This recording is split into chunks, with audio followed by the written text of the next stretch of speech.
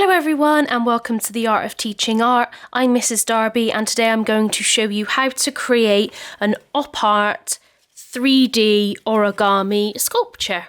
So this is what we're going to be creating. Now this is one of the origami fortune tellers, and what I've done is then decorated it using various patterns inspired by optical illusions and op art. What we're trying to do with this is create a piece which is three-dimensional in itself, but then with the addition of the patterns, it really kind of plays tricks on the eyes. It's also a really lovely item to explore, adding different patterns and developing your pencil control with that.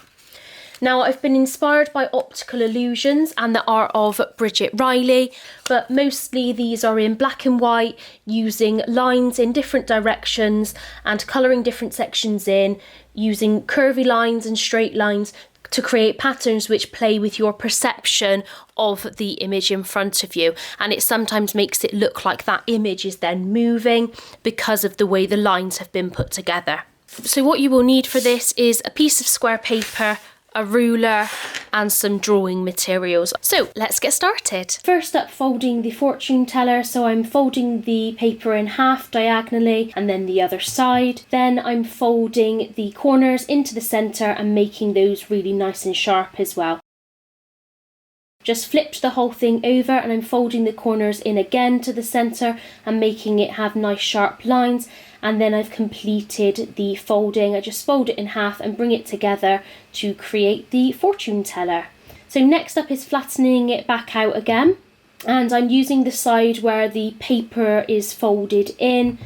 I'm using the ruler to just draw around the main square in the centre and then starting with my pattern. So the first pattern, I'm drawing overlapping lines going round in the circle and then drawing stripes in each of those sections and then colouring every other stripe in to create my optical illusion in this space. It makes it look like it's going in towards the centre. Next up, I'm dividing the square into sections, so there are 16 sections in total. Then I'm colouring every other section in. Next up, I'm dividing the square into 16 again, but this time I'm going to add a curved line in each section and bring that outwards all around the piece, adding little curved lines in each section, and then I will colour in alternate pieces, so every other piece, and then on every other section will be the other colour as well. So it creates an optical illusion because you've got that contrast of dark and light there.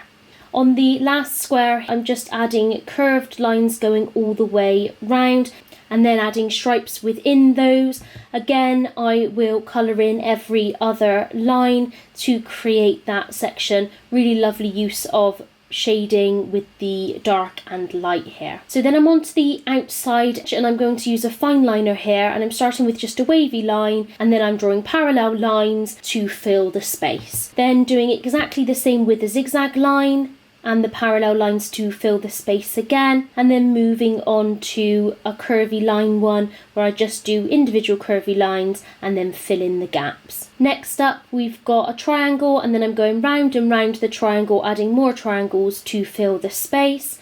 And then I've just got a stripy triangle, so using the ruler to create those stripes, and on this piece as well. Then I'm adding squares and then going round the squares for each section to fill up the triangle, and that side is now completed. So I fold it in and swap it to the other side. So I'm drawing over the fold lines all over again to give me lots of triangular sections.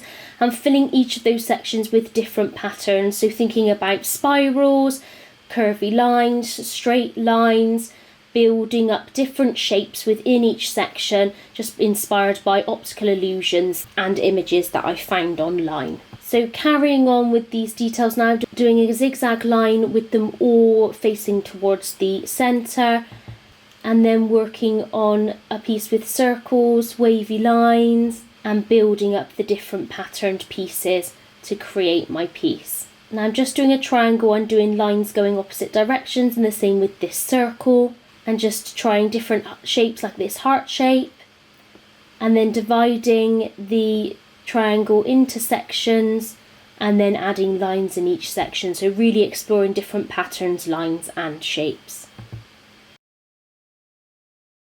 And there we have it, our completed piece. You could add some more detail by colouring in sections. I think you'll agree it's looking really cool with all the patterns and illusions and the different things that come up in each section. Thank you so much for watching and have a really great day.